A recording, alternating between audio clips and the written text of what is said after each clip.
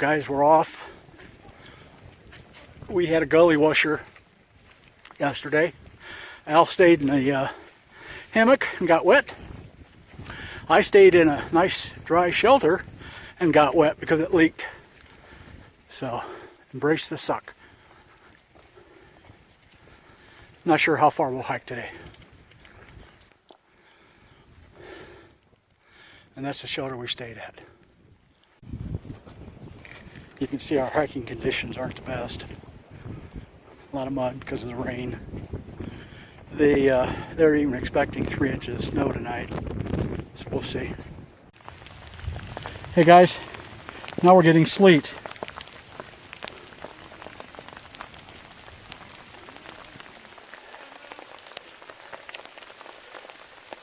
See it hitting the ground? Gotta embrace it.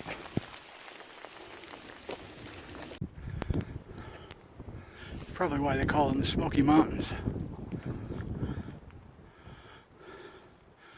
Looks like there's smoke coming up from down there, but it's not.